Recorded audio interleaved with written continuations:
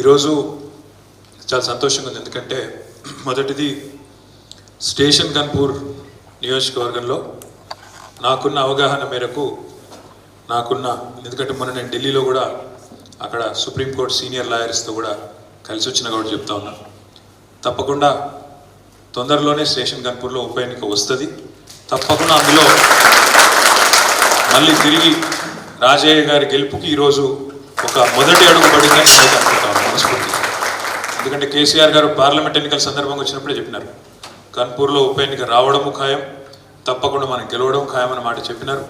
చెప్పిన దానికి అనుగుణంగానే నేను కూడా వ్యక్తిగతంగా అనుకునేది, హైకోర్టులో ఆల్రెడీ తీర్పు రిజర్వ్ చేసి పెట్టుకొని ఉన్నారు, అక్కడ సానుకూల ఫలితం వస్తుందని నేనైతే అనుకుంటా ఉన్నాను. ఎందుకంటే ఆశాభావం ఉంది, తప్పకుండా వస్తుంది.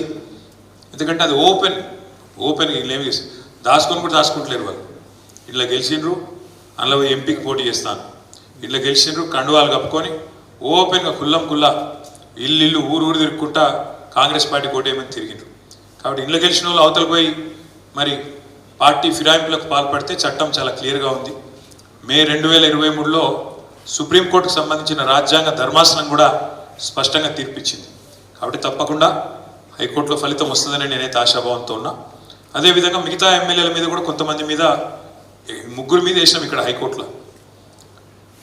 మన కడియం శ్రీహరి గారు, అదేవిధంగా దానం నాగేందర్ గారు, తెల్లం వెంకట్రావు గారు, 3 మీద ఆల్రెడీ హైకోర్టులో తీర్పు రిజర్వ్ ఉంది. మిగతా వాళ్ళ మీద సుప్రీంకోర్టు పోవాలనే ఆలోచన కూడా చేసినాం. మనం పోయి కలిసినాం ఢిల్లీలో, సీదా పోయి డైరెక్ట్గా సుప్రీంకోర్టులో వేద్దాం. ఇక్కడ స్పీకర్ గారు ఆయనకి ఇచ్చినా కూడా పిటిషన్లు ఏం చేస్తలేరు.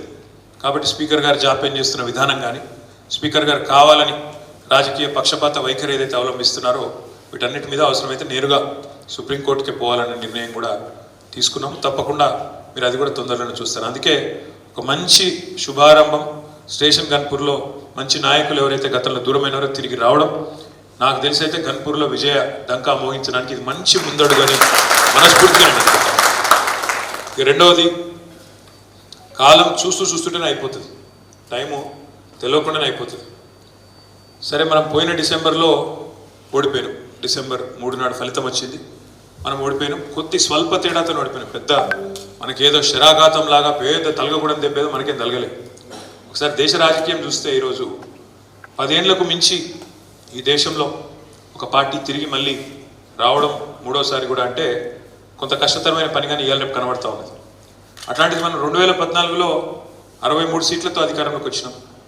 18లో ఇంకొక 25 సీట్లు పెంచుకొని 88 సీట్లతో అధికారంలోకి వచ్చినాం. 2023లో కూడా నిజంగా చెప్పాలి అంటే మనకు జరిగిన ఓటమి పేద ఓటమి కాదు, 39 సీట్లలో గెలిచినాం మనం. 119లో 39 అంటే 3వ వంతు, 119లో 39. ఒక 14 సీట్లు జర్రలో పోయినాయి. 1100 ఓట్లతో జుక్కలు పోయింది, 1300 ఓట్లతో దేవరకద్ర పోయింది, అట్లా 3000 ఓట్లతో బోధన్ పోయింది, 3000 ఓట్లతో కాగజ్ నగర్ పోయింది, 3000 ఓట్లతోనే ఆదిలాబాద్ పోయింది. అట్లా 5000, 6000 లోపల పోయినాయి 14 సీట్లు ఉన్నాయి. అందులో మనం దబ్బర సగం గెలిచినా ఇలా కథ వేరే ఉంటుండే. దాని గురించి ఇప్పుడు అనుకోని లాభం లేదు, ఒలికిపోయిన పాలు కానీ అయిపోయింది. అయ్యో ఏమో జరిగిపోయిందని మనల్ని కొంతమంది బాధపడ్డారు, కొంతమంది బేజారైనరు, కొంతమంది ఆగమైనరు, కొంతమంది కాట కలిసింది. ఈ లోపల పార్లమెంట్ ఎలక్షన్ వచ్చింది. పార్లమెంట్ ఎలక్షన్ ఎందుకో ఈసారి మొత్తం మీరు ఒక్కసారి ఆలోచిస్తే జాగ్రత్తగా, దేశవ్యాప్తంగా ఒకటే ట్రెండ్ ఉన్నది, కిందికి వెళ్ళి మీద దాకా. ఏం జరిగింది పార్లమెంట్లో? మోడీ ఇష్టం ఉంటే ఎన్డీఏకి, మోడీ ఇష్టం లేకపోతే ఇంకో కూటమికి అన్నట్టు 2 కూటమిల మధ్యలోనే నడిచింది. మధ్యలో ఏ కూటమిలో లేని వాళ్ళను ఏ పార్టీని కూడా దేశ ప్రజలు ఆదరించలేదు. ఉదాహరణకు మీరు చూస్తే పైన కాశ్మీర్ నుంచి కింద కన్యాకుమారి వరకు అదే ట్రెండ్ ఉన్నది. ఎట్లా అంటారా, పంజాబ్లో అకాలీదళ్ అనే పార్టీ ఉంటుంది, ఆ పార్టీ 2 కూటమిలో లేకుండే, అటు ఎన్డీఏలో లేదు, ఇటు ఇండియాలో లేదు, వాళ్ళకి సీట్లు రాలేదు. పక్కకు వస్తే ఒరిస్సా, అక్కడ కూడా బిజు జనతాదళ్, వాళ్ళు కూడా 2 కూటమిలో లేకుండే, ఒక సీటు ఒకటే వచ్చినట్టుంది, అది కూడా ఒకటి వచ్చిందో రాలేదు. అది కూడా 5 సార్లు ముఖ్యమంత్రి నవీన్ పట్నాయక్ గారు, వాళ్ళకు కూడా రాలేదు. ఉత్తరప్రదేశ్లో మాయావతి గారి పార్టీ, పెద్ద పార్టీ బీఎస్పీ, వాళ్ళకు కూడా ఒక్క సీటు రాలేదు, వాళ్ళు కూడా 2 కూటమిలు ఎక్కడ లేకుండే. ఇంకోది కిందికి వస్తే మనకు కూడా రాలేదు. కింద జగన్మోహన్ రెడ్డి గారు కూడా 2 కూటమిలు లేకుండే. కాకపోతే ఆయనకి ఏంటంటే అసెంబ్లీ ఎలక్షన్ కూడా కలిసి రావడంతో ఆయనకు ఒక 4 సీట్లు వచ్చినాయి పార్లమెంటు, అసెంబ్లీ మన 11 వచ్చినాయి. ఇంకొద్ది కిందికి పోతే ఇంకా గమ్మత్తు, కేరళలో లెఫ్ట్ ఫ్రంట్ గవర్నమెంట్ ఉంది, ఆడ సిపిఎం గవర్నమెంటే ఉంది, ఎల్డిఎఫ్ అంటారు దాన్ని, లెఫ్ట్ డెమోక్రాటిక్ ఫ్రంట్. ఎక్కడైతే కేరళలో వాళ్ళ గవర్నమెంట్ ఉందో, ఎక్కడైతే కేరళలో సిపిఎం పార్టీ నాయకత్వం వహిస్తుందో ఆ గవర్నమెంట్కు, ఆ కేరళలోనేమో వాళ్ళు కూటమిలో లేరు, ఇండియా కూటమిలో చేరలే వాళ్ళు. చేరకపోతే అసలు కేరళలో వాళ్ళకి సీటే రాలేదు, 20 సీట్లలో 1 సీటు కూడా రాలేదు. కానీ పక్కకు తమిళనాడు ఉంటుంది, తమిళనాడులో సిపిఎం పార్టీ ఏమో ఇండియా కూటమిలో చేరింది. ఏ రాష్ట్రానికి ఆ రాష్ట్రం నిర్ణయం తీసుకున్నారు, కేరళ సిపిఎం చేరలే, తమిళనాడు సిపిఎం చేరింది. కేరళలో సీటు రాలేదు ఎక్కడైతే అధికారం ఉన్నారు. కానీ తమిళనాడులో చూస్తే 2 పార్లమెంట్ సీట్లు వచ్చినాయి సిపిఎం కూటమిలో చేరినాక. ఏం జరిగిందంటే దేశంలో నిట్ట నిలువున దేశం చీలింది. 294 ఒక దిక్కు, 239 ఒక దిక్కు వచ్చినాయి. మధ్యలో ఏ కూటమిలో లేని వాళ్ళు కేవలం 18 సీట్లే వచ్చినాయి. కాబట్టి మనం ఏదో పెద్ద బాధపడిపోయి ఏదో మనకేదో పెద్ద దెబ్బ తగిలింది బాధపడవలసిన అవసరం కానీ భయపడవలసిన అవసరం కానీ ఎంత మాత్రం లేదు. ఎందుకంటే ప్రజలు ఏదైతే కొంతమంది కాంగ్రెస్ చెప్పిన అడ్డగోలు హామీలు నమ్మి మోసపోయారు. అంటే మీరు గన్పూర్లో మోసపోలేదు, కానీ గన్పూర్లకు వేరే మోసం జరిగింది. గన్పూర్లు మోసపోయారు, మేము కూడా మోసపోయాం, అది కూడా చెప్తున్నాం ఇప్పుడు. కానీ ప్రజలు వరంగల్ జిల్లాలో జనగామ, గన్పూర్ కాకుండా మిగతా నియోజకవర్గాలు ఏవైతున్నాయో అక్కడ కాంగ్రెస్ అడ్డగోలు హామీలు నమ్మిరు. ఇది ఇస్తారట, అది ఇస్తారట, అట్లనట, ఇట్లనట. రేవంత్ రెడ్డి దబుక్రమై తెచ్చుకోమంటుండు, ఏది 2 లక్షల రూపాయలు తెచ్చుకోమన్నాడు, ఏకకాలంలో మాఫీ చేస్తాడు, ఒక్కటే రోజు రాగానే సంతకం పెడతా అన్నాడు. ముసలోళ్ళకు కేసీఆర్ 2000 ఇస్తే 4000 ఇస్తా అంటుండు. ఇంట్లో ఒక్క ముసలోనికే ఇస్తుండు కేసీఆర్, ఆయన ముసలవ్వకి ఇస్తారట, ముసలయ్యకి ఇస్తారట, ఇద్దరికి ఇస్తారట. దబ్బన ప్రభుత్వ ఉద్యోగుల తల్లిదండ్రులు ఉంటే వాళ్ళకు కూడా ఇస్తారట. ఇక చెప్పుడుగా నోరుకి హద్దు లేదు, వాళ్ళ నోరుకి మొక్కాలి.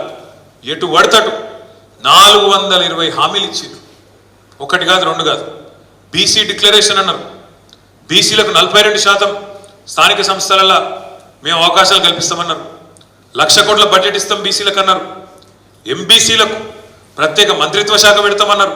ఇక వాళ్ళ నోటికి మొక్కలు అదే చెప్తున్నాను నేను. 420 హామీలు.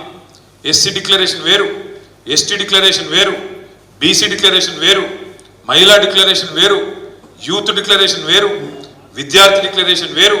ఇవన్నీ ఓను మీదకెళ్ళి 6 గ్యారంటీలు అని చెప్పి ఆగమాగం చేసి మొత్తానికి అడ్డగోలు కథలు చెప్పి కొంతమందిని, ఎక్కువ మందిని కూడా కాదు, కొంతమంది ప్రజలను సక్సెస్ఫుల్గా మోసం చేయగలిగారు.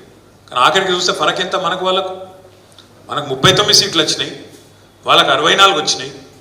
మనకు 37% ఓట్లు వస్తే వాళ్ళకి 38.5% ఓటు వచ్చింది. అంటే కేవలం 1.5% తేడా. మొత్తం రాష్ట్రంలో పోలైన ఓట్లలో చూస్తే 4 లక్షల ఓట్ల తేడా. అంతే, మొత్తం 4 కోట్ల జనాభాలో 4 లక్షల ఓట్ల తేడా.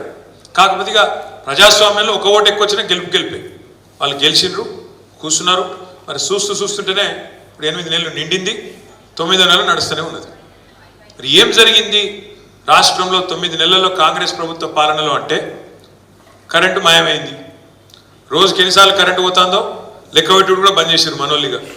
ఎందుకంటే కేసీఆర్ ఉన్నప్పుడేమో కరెంటు పోతే వార్త, ఇప్పుడు రేవంత్ రెడ్డి వచ్చినాక కరెంటు ఉంటే వార్త.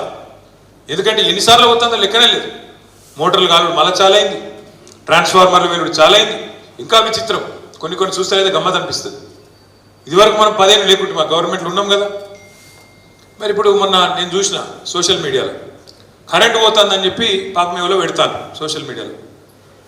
కరెంటు పోతుందని చెప్పి ఎస్పీడీసీఎల్లకు ఎన్పీడీసీఎల్ డిస్కౌంట్స్ ఉంటాయి కదా, వాళ్ళకు పెడితే వాళ్ళు ఏం జవాబు ఇస్తారు ఎరికేనా? ట్రాన్స్ఫార్మర్ మీద తొండబడ్డది, ఇంకో ట్రాన్స్ఫార్మర్ మీద ఉడతబడ్డది. అంటే మనం పరిపాలించినప్పుడు తొండలు ఉడతలు లేవా? అప్పుడు ఇప్పుడే వచ్చినాయి కొత్తగా తొండలు వస్తున్నాయట, ఉడతలు వస్తున్నాయట. ఇక ఊసర వెల్లులు మరి రాజ్యం నడిపితే ఖచ్చితంగా తొండలు ఉడతలు వస్తాయి. వాటి వల్ల ఇలా కరెంటు పోతుందట. ఎంత విచిత్రంగా ఉందంటే వాళ్ళు మాట్లాడే మాటలు కానీ ఇంకోటి కానీ. ఏమన్నా చెడు జరిగితేనేమో కేసీఆర్ మీదకి నూకాలి, మంచి జరిగితే మన ఖాతాలో వేసుకోవాలి. గమ్మత్తు ఎన్ని వాళ్ళు మాట్లాడే మాటలు, వాళ్ళు చేసే పనులు ఎంత విచిత్రంగా ఉంటాయంటే, ఉద్యోగాలు 30,000 ఉద్యోగాలు ఇచ్చినా అంటాడు రేవంత్ రెడ్డి సిగ్గు లేకుండా. ఇవాళ కూడా చెప్పిండు మళ్ళా స్వాతంత్ర దినోత్సవం ఉపన్యాసంలో 30,000 ఉద్యోగాలు ఇచ్చినాయని అంటాడు. నాకు తెలియక అడుగుతా, ఉద్యోగం ఇవ్వాలంటే ఏం చేయాలి? మొదలు నోటిఫికేషన్ ఇవ్వాలి, అటెంక పరీక్ష పెట్టాలి, పరీక్ష పాస్ అయినాక మళ్ళీ అవసరమైతే ఇంటర్వ్యూ పెట్టాలి. ఈ 3 అయినాకనే కదా ఉద్యోగం ఇచ్చేది. కానీ రేవంత్ రెడ్డి ఎంత అద్భుతం అంటే ఆయన పరిపాలన, ఒక్క నోటిఫికేషన్ ఇవ్వలే, ఒక్క పరీక్ష పెట్టలే, ఒక్క ఇంటర్వ్యూ చేయలే, కానీ 30,000 ఉద్యోగాలు ఇచ్చినా అని ఉదర కొడుతూనే ఉన్నాడు. లగ్గం కాలే, సంసారం చేయలే, కానీ పిల్లలు పుట్టినట్టు. ఎట్లా నమ్మాలి ఇది? ఈ మాట అడిగితే అగో మేము ఇచ్చినాం కదా, మేము మీ సందర్భంగా పరీక్షలు మీరే పెట్టచ్చు, కానీ మేము చిక్కుముళ్ళన్నీ మేమిస్తే అది కూడా తప్పంటవా అని లొల్లి. అంటే ఎంత ఇజ్జత్ తక్కువ మనుషులు అంటే, వాళ్ళ నాయకుడు రాహుల్ గాంధీ వచ్చిండు స్వయంగా ఇంటి. ఈయన చెప్తే నమ్మేటట్టు లేరని చెప్పి రాహుల్ గాంధీని తెచ్చి అశోక్ నగర్కి తీసుకుపోయి ఆడ చెప్పించిండ్రు 2 లక్షల ఉద్యోగాలు ఇస్తాం మొదటి సంవత్సరంలోనే తెలంగాణ యువతకు 2 లక్షల ఉద్యోగాలు ఇస్తామన్నాడు. 2 ఉద్యోగాలు ఇచ్చిండా కనీసం? 2 ఉద్యోగాలు ఇచ్చిండా కనీసం? 2 నిరుద్యోగులు మాత్రం ఉద్యోగాలు సంపాదించుకున్నారు. రాహుల్ గాంధీకి ఉద్యోగం లేకుండే, ఇప్పుడు ఆయన ప్రతిపక్ష నాయకుడే. రేవంత్ రెడ్డికి ఉద్యోగం లేకుండే, ఆయన ముఖ్యమంత్రి అయ్యాడు. కేసీఆర్ ఉద్యోగం ఊడగొడితేనే మీకు ఉద్యోగాలు ఇస్తాయని నమ్మవలికిండు. మరి ఏమాయ్ వచ్చినాయి ఉద్యోగాలు? అందుకే తెలంగాణ యువత ఇప్పుడిప్పుడే తెలుసుకుంటున్నది, అచ్చా వీళ్ళు ఇంత మోసగాళ్ళ, ఇంత అన్యాయం చేస్తారా అని చెప్పి ఇలా తెలంగాణ యువత మరల పడుతున్నది.